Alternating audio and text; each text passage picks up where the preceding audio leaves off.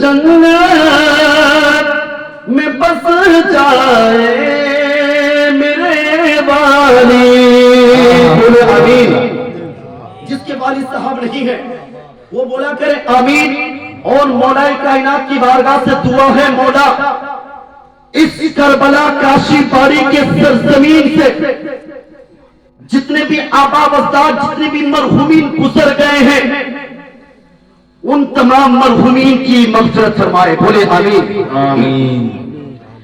الہی فضل کر جنت میں بس جائے میرے والی. الہی فضل کر جنت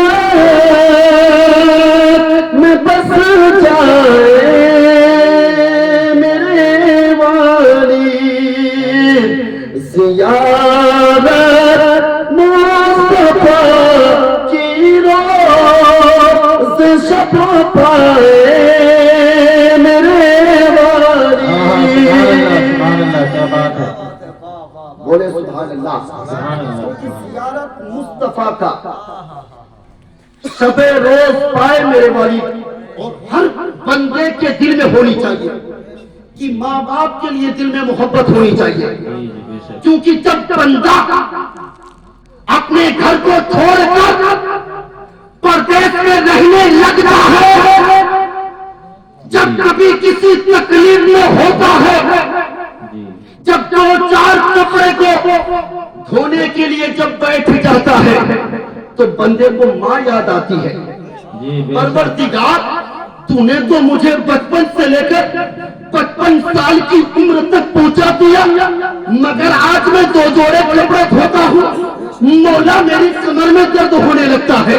مولا میری آنکھیں پھٹنے لگتی ہے. مولا میرے ہاتھ پیروں میں درد ہونے لگتا ہے. مولا جس نے 9 مہینے پیٹ میں رکھا 3 سال تک ہاتھ کی انگلیاں پکڑ کر کے چلنا سکھایا مولا کپڑے دھوئے ہو گئے. اس لیے میرے مسلمان بھائیوں میرے نوجوان بھائیوں قرآن فرماتا ہے وَبِالْوَالِدَيْنِ إِحْسَانًا. ماں باپ کے ساتھ حسن سلوک کرو. ماں باپ گزر جائے ان کی جائیداد پر سب اپنے حق لینے کے لیے تیار ہو جاتا ہے مگر ماں باپ جب گزر جائے تو رب تبارک و تعالیٰ فرماتا ہے کہ بندہ وہی وفادار ہوتا ہے جو جیتے جی ماں باپ کی خدمت کرے.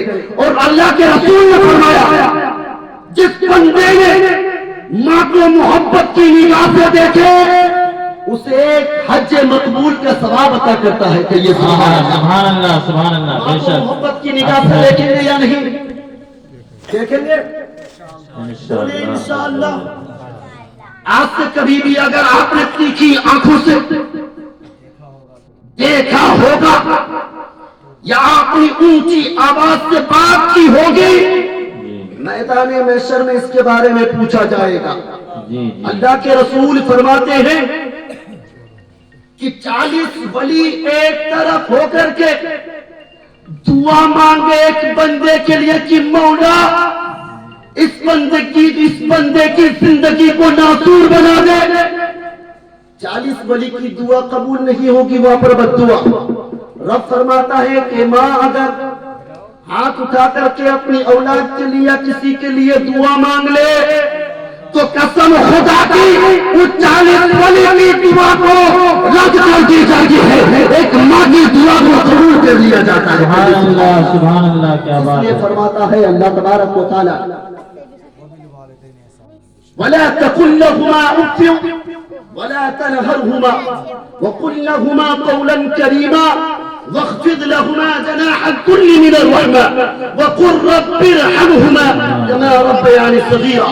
قرآن میں ہے 15واں پارہ ہے وَبِالْوَالِدَيْنِ إِحْسَانًا. آپ جب دیکھیں گے پہلا پارہ 11واں صفحے میں ہے. جب دیکھیں گے تو رب فرماتا ہے کہ ماں باپ کے ساتھ حسن سلوک کرو. وَلَا تَقُلْ لَهُمَا. قرآن فرماتا ہے 15 پارہ جب آپ اٹھا کے دیکھیں گے میں نہیں کہتا یہ اللہ کا قرآن کہتا ہے جس نے رب نے 23 سال 5 مہینہ 23 دن میں جس قرآن کو اتارا ہے جس نبی پر قرآن اترا ہے اسی رجب المرجب کے مہینے میں چاند کی 27 تاریخ میں میرے نبی کو معراج عطا ہوئی. کہیے سبحان سبحان اللہ. بے شک یہ صحیح مہینہ بات ہے. ہے. ابھی قاری بن صاحب بتا رہے تھے رجب المرجب کا مہینہ کس کا ہے؟ تو کیا فرمایا آپ لوگوں نے، کیا سماعت کی، بتائیے گا ذرا. اللہ کا مہینہ. اللہ کا مہینہ. اللہ کا مہینہ. مگر جب آپ ایسی محفل میں بیٹھیں گے تو کچھ سیکھنے کو ملے گا.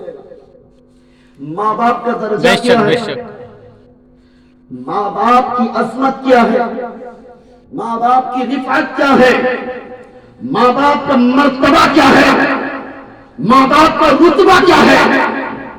جب حضرت ابو بکر صدیق رضی اللہ تعالیٰ عنہ کی بارگاہ میں ایک بوڑھی ماں آتی ہے دوڑتی ہوئی اور اپنے بیٹے کے بارے میں شکایت کرتی ہے کہ ابو بکر صدیق یہ میرا بیٹا ہے، اس کو میں نے 9 مہینے اپنے پیٹ میں رکھا، اس کی ہاتھ پکڑ کے اس کی انگلیاں پکڑ کے ہم نے چلنا سکھایا، آج مجھے بدتمیزی بولتا ہے. اللہ اکبر. حضرت ابو بکر صدیق نے اپنی وزیروں سے کہا، آپ لوگ تقریر نارملی انداز میں سنیں گے، ہائی سپیڈ میں بتائیے گا، آپ لوگوں کے چوائس کے حساب سے میں تقریر کروں گا. بتائیے نارمل انداز سے. اگر آپ جس موضوع پہ تقریر سنیں گے، اگر آپ لوگوں کی آنکھوں کی نیند بھگانی ہے تو میں اسی انداز سے تقریر کروں گا. اگر اصلاح معاشرہ کے حساب سے اگر تقریر سنیں گے تو میں اسی حساب سے تقریر کروں گا. قسم خدا کی جب میں نبی کا حدیث بیان کرنے لگتا ہوں ہٹ بھی ہو جاتا ہوں، پھٹ بھی ہو جاتا ہوں. سنیں گے حضرت ابو بکر صدیق کی بارگاہ میں بوڑھی عورت آتی ہے اور کہنے لگے حضور یہ میرا لڑکا ہے، مجھ سے اونچی آواز سے بات کرنے لگتا ہے. جب اس کی انگلیاں پکڑ کے ہم نے چلنا سکھایا، اس بچے کی ہر ایک درد میں کام میں آیا. جب بچہ رات کو سوتا تھا بستر گیلا کر دیتا تھا، اس گیلے بستر میں میں سویا کرتی تھی، مگر اپنے بچے کو میں نے سوکھے ہوئے بستر میں سلایا. حضور آج یہ میرا بچہ مجھ سے بدتمیزی بولتا ہے. تو حضرت ابو بکر صدیق نے وزیروں کو حکمایا، کہا کہ وزیروں جاؤ ان کو سزا دی جائے. کہا کہ وہ کون سی سزا ہے؟ کہا کہ اسے کوئی اور سزا نہیں بلکہ ایک تھیلی میں پانی بھر دو اور اس کے پیٹ میں باندھ دو. اللہ اکبر. بولے اللہ اکبر. ابو بکر کی صدیق، جس ابو بکر صدیق نے جب اللہ کے رسول کو معراج ہوئی، جب وہاں کے لوگ جب کوئی ماننے سے انکار کر رہا تھا کہ حضور سبحان الذی اسری بعبدہ لیلا من المسجد الحرام، مسجد حرام مسجد اقصی سے لے کر مسجد حرام تک جب گئے تو معلوم ہے بھاگتے بھاگتے ابو جہل آئے. وہ کہنے لگا کہ یار دیکھو تو صحیح تمہارے نبی کتنا ٹریلائی بولتا ہے، یعنی کتنا جھوٹ بولتا ہے، نعوذ باللہ کی مثال. تو حضرت ابو بکر نے کہا اے ابو جہل سن، اگر میرے نبی مجھ سے کہہ دیتے کہ میں جب رات کے تنہا میں جب گیا تھا، میں جب کنڈی کھول کے گیا تو کنڈیاں بھی ہل رہی تھی اور پانی بھی بہ رہا تھا، اور جس بستر سے اٹھ کر گیا تھا وہ بستر بھی گرم تھا تو تب بھی میں مان لیتا کہ یہ سبحان اللہ. سبحان اللہ. جس ابو بکر نے اللہ کے رسول صلی اللہ علیہ وسلم کو سب سے پہلے ایمان لانے والا کون شخص ہے؟ حضرت ابو بکر صدیق. یاد رکھیے گا. بچوں کون ہے؟ بچوں کو بھی اصلاح معاشرہ کر رہا ہوں. کون ہے؟ بولو ابو بکر. بولو ابو بکر صدیق. ابو بکر صدیق. اپنے بچوں کو اس لیے میں کہتا ہوں کہ بھائی اسکول کی لائن میں پڑھائے مگر ذرا دین کی لائن میں ضرور گزایا کریں. حقیقت کی روشنی میں کہہ رہا ہوں، کاش اگر یہ بچہ ہوتا تو اے بی الہی فصل کے جنت